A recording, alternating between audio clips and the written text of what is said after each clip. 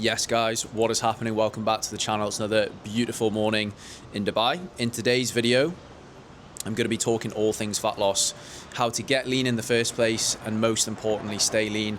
I maintain around 10% body fat year round. I've done that for the last few years with relative ease. Obviously, there's a lot of hard work that goes into it, but it's my speciality, to be honest, regardless of what I'm training for, whether I'm in a physique focus phase or I'm training towards a race, which I am right now. This is what I do, this is what I live, practice what I preach every day. And this is what we help pretty much everyone that comes onto our program with: how to get lean in the first place, help them safely reverse out through a reverse dieting phase, and then build muscle. That's usually the goal of the people that we work with. And doing all this whilst most people on the program work busy jobs, high stress environments, things like that. So I'm going to be taking you through the most important things and factors that you need to take into account when getting lean. And I'm going to be starting with mindset.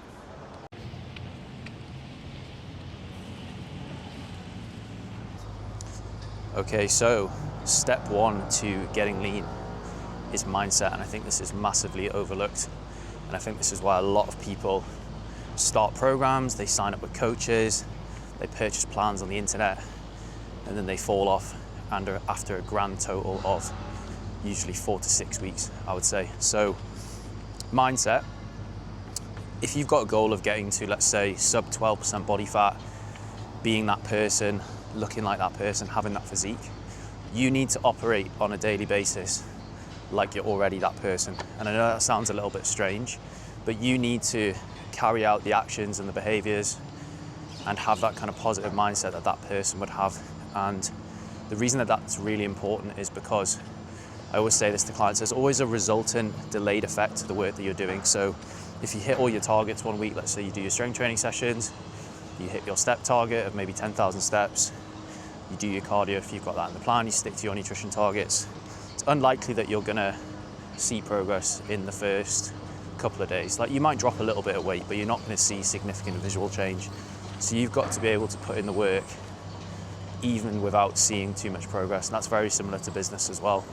Like, let's say we implement a new strategy in the business, it's unlikely that that's really going to pay off for a long amount of time. So you need to, from day one, when you start your plan or whatever it is, you need to operate like that person. You know, would that person walking around between 10 to 12% body fat, would they overeat at a meal out? Would they order dessert every time they eat out? Would they skip their steps because they're a little bit tired? Would they cut their cardio session short from 45 minutes to 30 minutes? And if I liken that to like a business standpoint, if I want to get my business to a certain level, I need to operate like that person that's already there. So that's the key thing with mindset. And I think until you kind of understand that and you've sorted that side of things out, you sorted your head out and you start identifying like that person that you want to be, everything else in the routine, the cardio, the training, the strength training program, the steps, it's a non-starter. So you've got to have that strong, positive frame of mind and start identifying like the person that you want to be. And then we can move into the specifics of how you actually get lean. So it's going to be expenditure, it's going to be strength training, and it's going to be nutrition, which I'll cover in the rest of this video. Yes guys, so just smashed my training session, strength training session that is.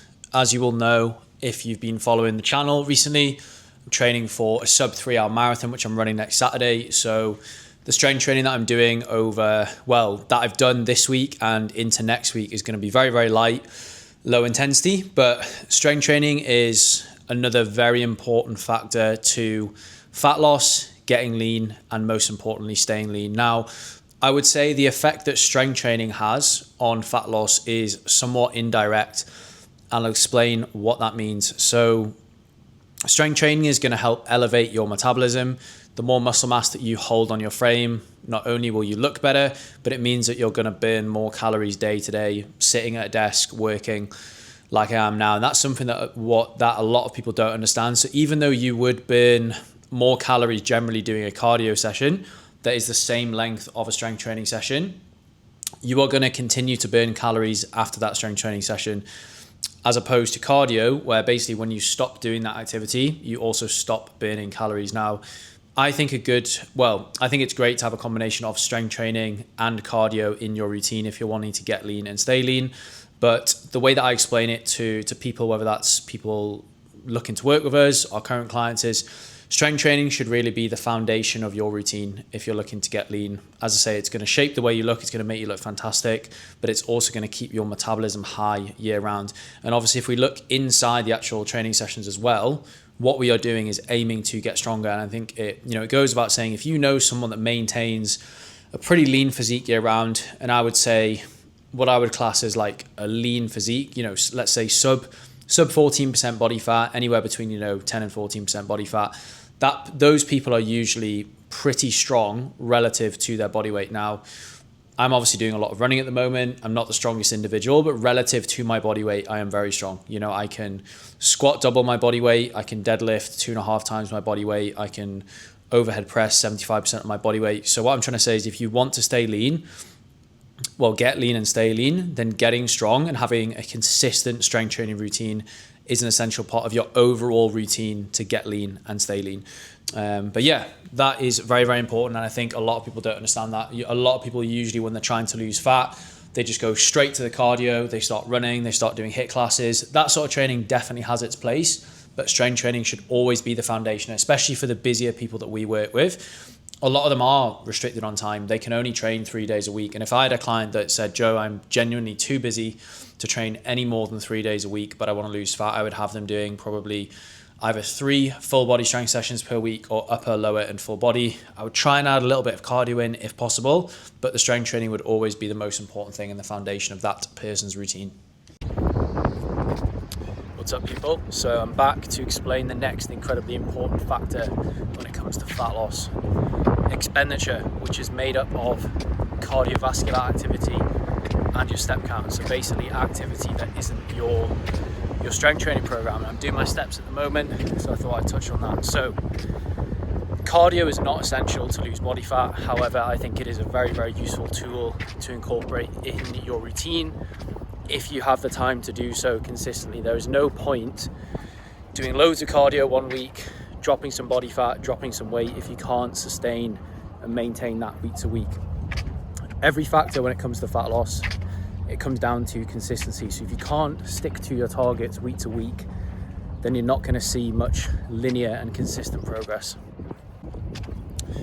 So whenever we set up a plan for a fat loss client, we set up their roadmap and we set up their targets so they can understand where they're going and roughly how long it's going to take, and most importantly, what they need to do in order to get there. So we will always try and understand how active an individual is at the moment. So if we have someone who has not been doing any cardio and they've had a very low step count, we're obviously not going to put them on 3 hours of cardio a week and tell them to do 12,000 steps straight out of the gate.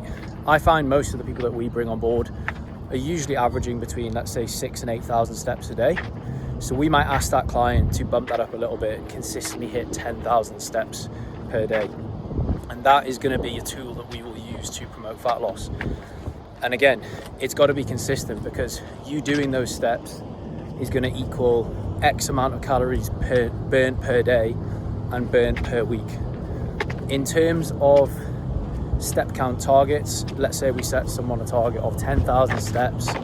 You can average that out over the course of the week. So you might have some days in your routine where work is busier, maybe you're traveling, you're on a plane, you're on a train or whatever in the car. If you hit, let's say 8,000, 8,500 steps, you could just work on and focus on doing more a couple of days after. So similar to calorie intake, you can average out your step count throughout the week. Cardio is a little bit different, but again, it goes back to the same thing. We would set a client a cardio target throughout the week to promote fat loss, and when they plateau, we would potentially consider increasing that cardio. If your goal is purely fat loss and you're not working towards a performance goal, like for example some of our clients do, like some of them are training for 10Ks, half marathons, even marathons, you want to opt for lower intensity forms of cardio that are going to generate less stress and less fatigue, so that your body is actually going to be in a good position to drop body fat. Now, I'm a huge advocate of running. I love running, but only for people who want to get better at running. For from a fat loss standpoint, it's definitely not optimal because it does generate a lot of fatigue, especially longer runs and interval training as well. So your body's going to be in a stressed state and it's not going to want to respond well. It's not going to want to drop body fat, and it can also hinder your ability to maintain muscle mass as well. There's obviously a balance with everything. If I wanted to drop body fat whilst doing running, I could definitely do that. But I know that if I wanted to get lean in the easiest way possible, I would focus on doing low intensity cardio like cross trainer, Stairmaster, and maintaining a high step count. So again, if you're looking to drop body fat, make sure that you have your baseline targets with your expenditure, let's say 10,000 steps a day. Make sure that's consistent week to week. You don't want to have some weeks where you do 12,000, some weeks where you do 6,000, because your actual results and your body weight progress will fluctuate too. Similar with cardio as well. If you're a very sedentary person at the moment, maybe just start by doing 60 to 90 minutes of cardio a week, and then you can slowly titrate that up over time. But if we look at the other variables in the routine, with it being nutrition, which is the last one I'm going to cover later on today, you can choose which variable you tweak to promote fat loss. So we have some clients that have to be more sedentary because of their work, so we have to go lower on their calories and they can't do as much output, as much expenditure. And we have some clients that naturally maintain a high step count anyway and they love doing cardio, so they do more movement and they can afford to maintain a higher calorie intake. So that is expenditure. As I say, cardio is not essential for fat loss, although I do think you will find it pretty hard to get, to 10% body fat without doing any of that. And then step count as well. But yeah, I'll cover nutrition later on in the video. Okay guys, so I'm gonna round off the video here covering possibly the most important factor to getting lean and staying lean. Now, everything that I mentioned in the video, cardio, step count, which comprises your expenditure, strength training, and nutrition, they are all equally as important to getting lean. But if you can't control your nutrition and you don't know how to approach it, you've got absolutely no chance of getting lean. You might have periods of the year where you naturally consume less food, maybe you're more active and you might drop a little bit of body fat. But if you really want to commit to getting to the next level, and for most people, that entails probably dropping between, I would say, 8 and 20 pounds, the nutrition has to be dialed in. Now, I have much more in-depth videos on the channel about how to set up detailed nutrition targets. We go into a lot more depth there, so definitely take a look at those. But I'm going to cover two main things here to round off the video with the nutrition, which you need to understand if you want to get lean and stay lean, which is obviously the goal. So first of all is knowing how many calories that you need to consume. So what you need to do is calculate your maintenance calories. And another way of kind of calling that is TDEE, which stands for total daily energy expenditure. So that's the amount of calories that you would need to consume to stay the same weight and the same body fat percentage, provided that you maintain the same levels of activity. So you can use a TDEE calculator online to calculate where you're at. I know based off my current output when I'm not training for a marathon, I would maintain my weight on around 3,000 calories, which is based off probably 4 strength sessions a week, 2 or 3 cardio sessions, and around 10,000 steps a day. So I know if I consumed that amount of food, that amount of calories, I would stay the same. I would not drop body fat and I would not gain body fat. So you need to calculate your TDEE.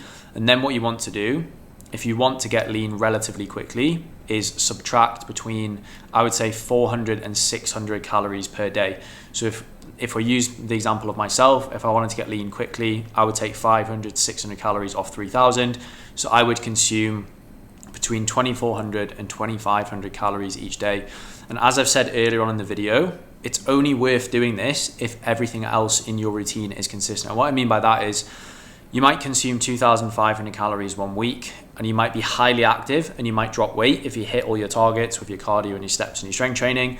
And then you might have a week where you consume 2,500 calories, but you're not as active and your body weight and your body fat might plateau, might actually increase. So there's only any point sticking to nutrition targets, provided that you're also hitting the other targets. And I think a lot of people get obsessed about just one factor when it comes to fat loss. So, what diet should I follow? What sort of cardio should I do? How many steps should I do? But it all comes together because fat loss at the end of the day, it's all a maths equation. If you're burning more energy day to day and week to week than you are consuming, you will drop body fat. So calculate your maintenance, or TDEE, total daily energy expenditure, minus 500 calories off that. Be consistent with it and you will drop body fat. You need to weigh yourself, preferably I would say between 4 to 7 times a week, so you can get a representative average of your weight throughout the week and you understand how it's coming down week to week.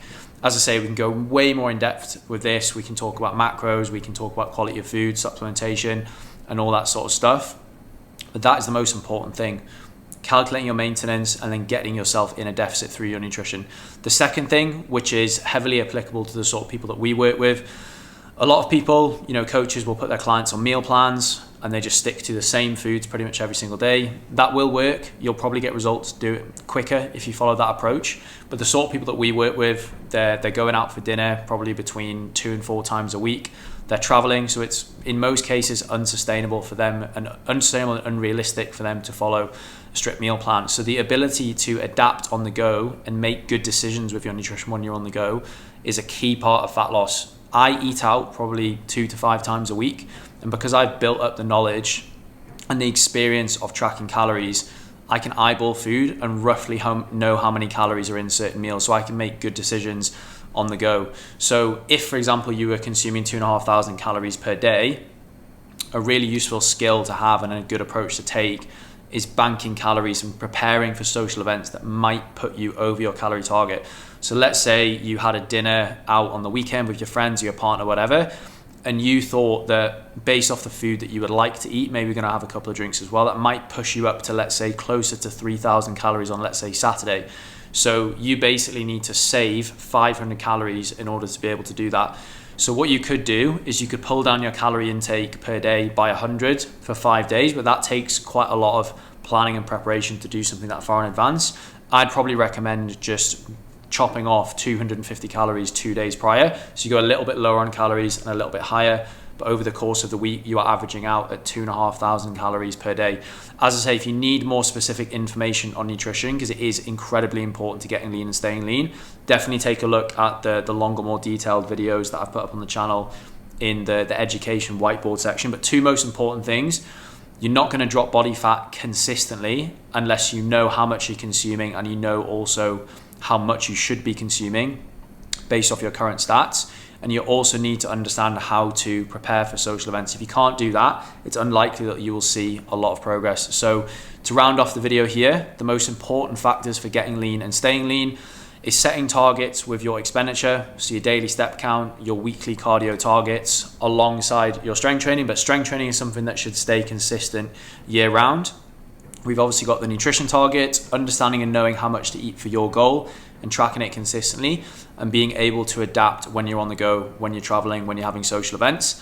And the thing that we started with in the video, which underpins everything, and there's no point moving on to the expenditure, the strength training, or the nutrition until you've sorted out the mindset and you understand what you are committing to, and you want to identify as that person that is already lean. I wasn't always 10% body fat. I've always been relatively lean, but I would say a few years ago I was probably closer to 14, 15%. So when I started to really hone in on getting lean, I had to think of what I'm like now, that person that is now 10% body fat. So I hope you found the video useful. If you'd like more in-depth educational videos like this, just drop a comment in the comment section. And if you're not already subscribed to the channel, obviously hit the subscribe button.